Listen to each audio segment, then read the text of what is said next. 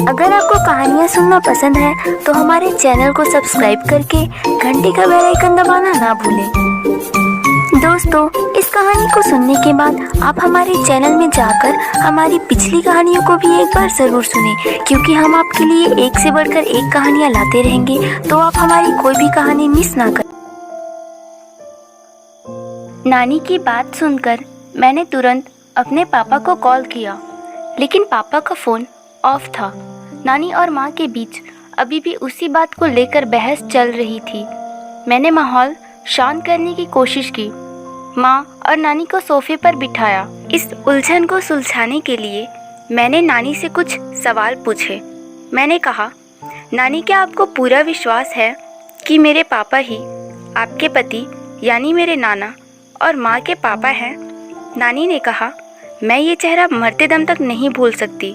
मैंने कभी भी ये नहीं सोचा था वैशाली कि तेरी माँ को जिस इंसान से प्यार हुआ वो कोई और नहीं बल्कि उसका सगा बाप है।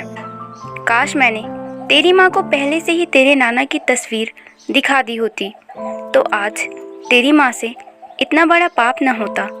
मुझे तो यही लगा था कि तेरी माँ एक अधेड़ उम्र के आदमी से प्यार करती है तो उससे मिलने का भी कोई मतलब नहीं है, इसलिए मैंने उससे मिलने से मना कर दिया, क्योंकि मैं कभी अपनी बेटी की शादी उससे 2 गुना उम्र के इंसान से नहीं कराती।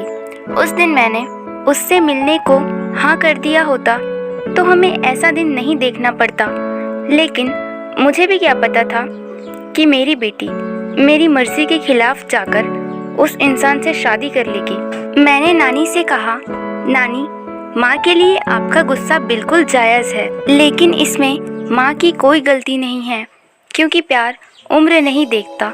और अगर माँ को पता होता कि वो जिससे शादी करने वाली है वो कोई और नहीं बल्कि उसी का पिता है तो वो ऐसा कभी नहीं करती, और ना ही पापा ऐसा करते।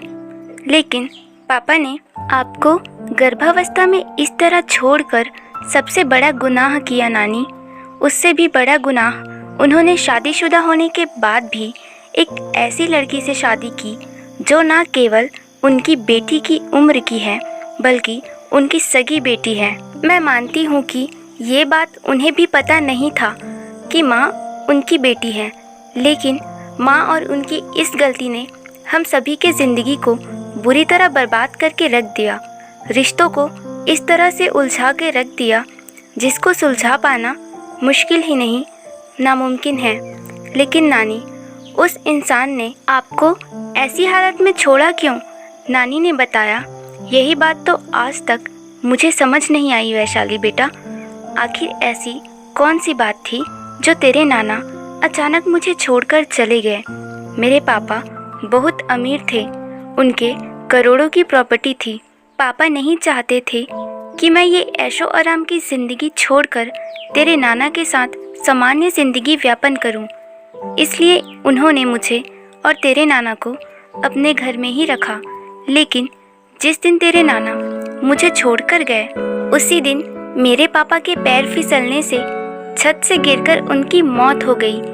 एक साथ दुख के 2-2 पहाड़ मुझ पर टूट गए। इसलिए मैं सब कुछ छोड़कर बिना किसी को बताए एक छोटे से गांव में चली गई। नानी की बात सुनकर माँ ने कहा, मम्मी, मैंने जो गलती की है उसके लिए मैं माफ़ी भी नहीं मांग सकती, क्योंकि मैंने गलती नहीं बल्कि गुनाह किया है जिसकी मुझे सज़ा मिलनी चाहिए। जाने अनजाने में मैं अपनी ही माँ की सौतन बन गई। बाप बेटी जैसे पाक रिश्ते को नापाक कर दिया। इतने में ही घर से बाहर पापा के कार रुकने की आवाज़ आई। मैं और माँ कमरे में छुप गए और नानी को हॉल में ही रहने दिया ताकि हम ये देख पाए कि नानी को यहाँ देखकर पापा का क्या रिएक्शन होता है। पापा जैसे ही घर के अंदर आए तो नानी को देखकर उनकी आंखें फटी की फटी रह गई। उन्होंने ज़ोर से कहा, सुनंदा, तुम यहाँ क्या कर रही हो? अभी के अभी निकलो यहाँ से। मेरे घर में आने की तुम्हारी हिम्मत कैसे हुई? नानी ने गुस्से में कहा, लगता है मुझे देखकर तुम कुछ ज़्यादा ही डर गए पतिदेव। सुना है तुमने दूसरी शादी कर ली और तुम्हारी एक बेटी भी है। बस उन्हीं से मिलने आई थी, लेकिन घर पर कोई नहीं दिखाई दे रहा। लगता है बाहर गई होंगी। चलो कोई बात नहीं। पापा ने नानी से कहा, बिल्कुल सही समय में आई हो सुनंदा। मेरी 16 साल की तलाश आज जाकर खत्म हुई। अब लाओ वो प्रॉपर्टी के पेपर मुझे दो। नानी ने कहा, कैसे प्रॉपर्टी के पेपर? पापा ने कहा, वही पेपर जिसके लिए मैंने अपनी सगी बेटी से शादी की। पापा की बात सुनते ही मैं और माँ हैरान हो गए।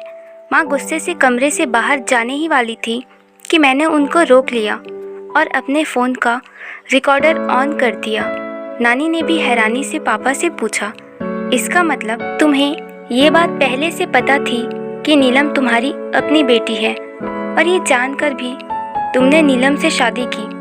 पापा ने कहा, हाँ, मुझे ये बात उसी दिन पता चल गई जिस दिन नीलम ने मेरी डांस एकेडमी ज्वाइन किया। मैंने जानबूझकर नीलम को अपने प्यार के जाल में फंसाया और शादी की। नानी ने पापा को ज़ोर से थप्पड़ लगाया और चिल्लाते हुए कहा, अरे नीच, तू इतना गिरा हुआ निकलेगा ये मैंने सपने में नहीं सोचा था।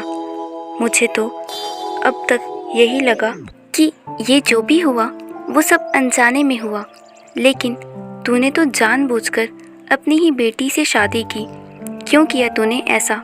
बाप बेटी के रिश्ते को इतना घिनौना क्यों बना दिया?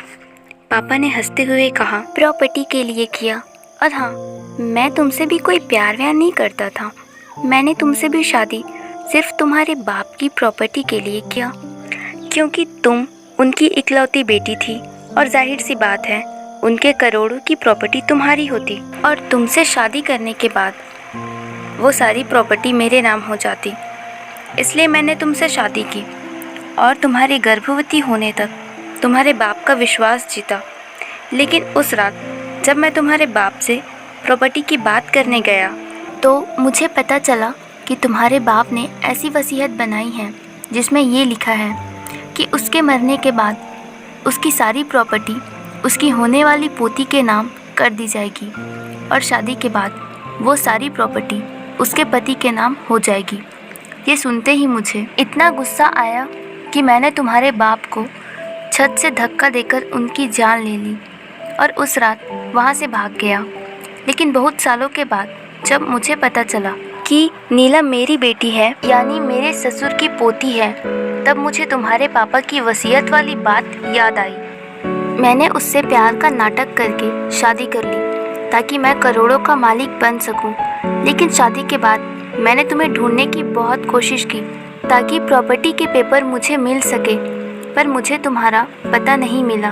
पापा की बात सुनकर मेरी माँ के सब्र का बांध टूट चुका था। वो मेरा हाथ छुड़ाकर कमरे से भागते हुए हॉल में गई और पापा को थप्पड़ पर थप्पड़ लगाती गई। अरे पापी, इस पवित्र रिश्ते का कुछ तो लिहाज कर लिया होता। मैं इस बात से अनजान थी, लेकिन तूने तो ये सब जानबूझकर किया, वो भी सिर्फ पैसों के लिए। क्या पैसों का महत्व इतना ज़्यादा है तेरी नज़रों में कि तूने बाप बेटी के रिश्ते तक को रौंद दिया?